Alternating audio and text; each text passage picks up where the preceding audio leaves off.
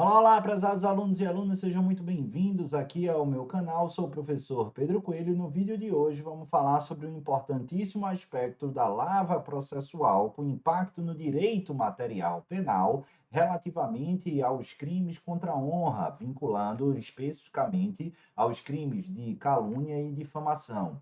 Antes da gente tratar desse importantíssimo tema, destaco aqui o pedido para que vocês deixem o joinha e, se não tiverem inscritos no canal, se inscrevam, acionem o sininho, porque sempre que eu trouxer conteúdo novo, vocês serão devidamente notificados. E preste atenção que a celeuma que pode ser explorada na sua prova de concurso referente a essa temática é no que tange à retratação nos crimes de calúnia e difamação. Imagine aqui, doutores e doutoras, que Antônio ele calunie justamente João das Couves. Nesse caso, é possível se instaurar uma ação penal. Qual é a natureza jurídica dessa ação penal? É uma ação penal de iniciativa privada, uma queixa-crime, na qual, no prazo de 6 meses a contar da ciência da autoria delitiva, a vítima ou seu representante legal dispõe de 6 meses, prazo esse de natureza decadencial, para manejar e propor a inicial acusatória. Imagine que João das Couves, se sentindo caluniado indevidamente, ele apresente no prazo decadencial mencionado a queixa-crime em desfavor de Antônio. Maravilha? E aí, a gente vai necessariamente precisar aguardar a instrução criminal? Não. Nesse cenário, imagine aqui que eu seja o defensor de Antônio. Eu chego para ele e digo: olha, Antônio, quer acabar com isso sem maiores dificuldades e maiores problemas?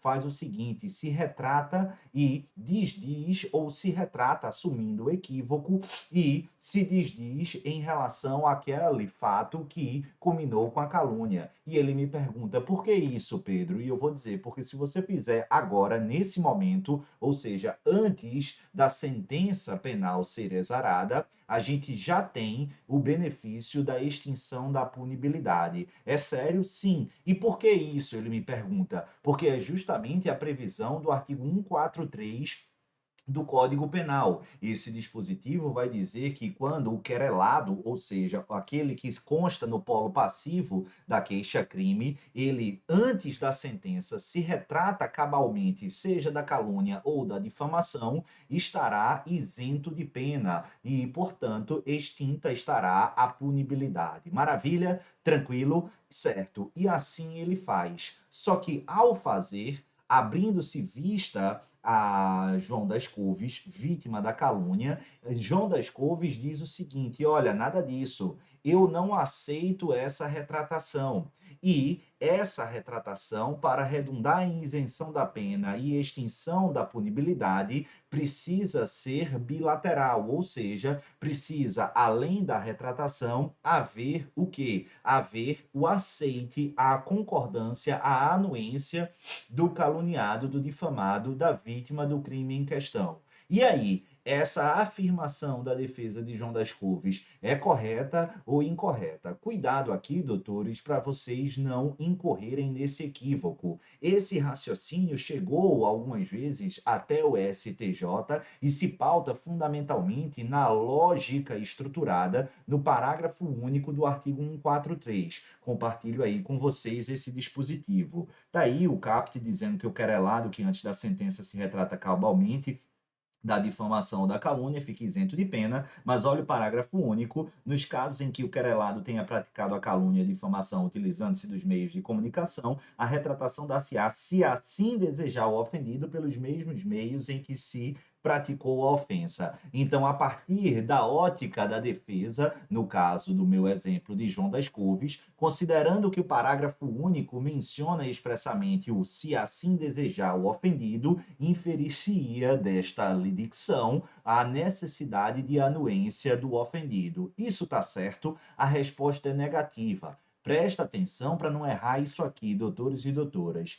A possibilidade de manifestação do desejo do ofendido não se dá como condição da isenção da pena, mas sim caso haja a utilização para a prática da calúnia e da difamação de meios de comunicação midiáticos, redes sociais. Imagine aqui que essa calúnia do meu exemplo tenha se dado no perfil do Instagram.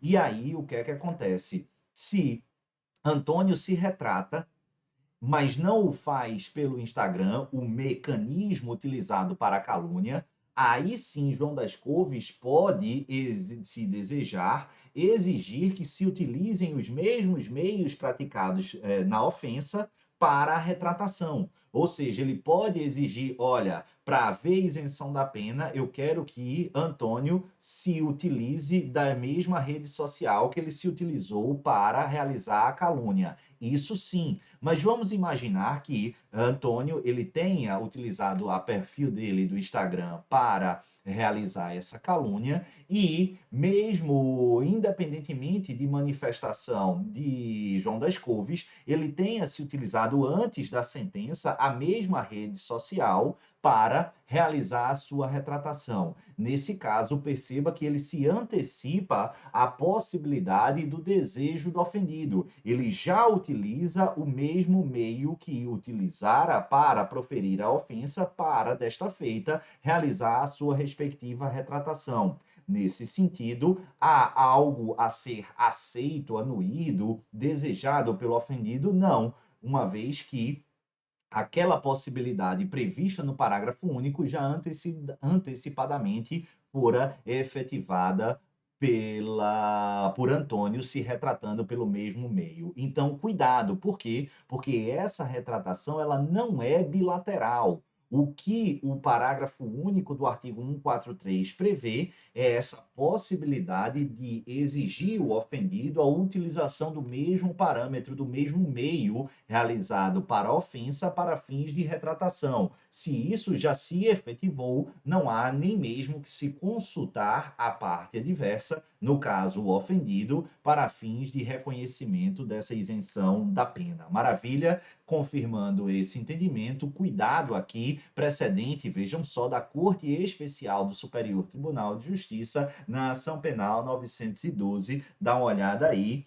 O Código Penal brasileiro, quando quis condicionar o ato extintivo da punibilidade à aceitação da outra parte, o fez de forma expressa, como no caso do perdão ofertado pelo querelante depois de instaurada a ação privada. O mencionado dispositivo exige apenas que a retratação seja cabal, ou seja, deve ser clara, completa, definitiva e restrita, sem remanescer nenhuma dúvida ou ambiguidade quanto ao seu alcance, que é justamente o de desdizer as palavras ofensivas à honra, retratando-se o ofensor do malfeito. Maravilha? Tranquilo? Então, cuidado, porque isso vai cair na sua prova e agora você não mais vai errar. Comenta aí embaixo se você gostou do vídeo, se já sabia desse tema e, mais do que isso, anota aí eventuais sugestões de temas para tratarmos aqui nesse nosso canal e assim contribuirmos um pouco mais para a sua preparação e sua atualização. E não esquece, deixa o seu joinha e se não está inscrito, resolve esse problema. Se inscreve, aciona o sininho, porque aí sempre que eu trouxer conteúdo novo, você vai ser devidamente notificado. Um beijo no coração de todos, fiquem com o Papai do Céu e, claro, até a próxima. Tchau, pessoal!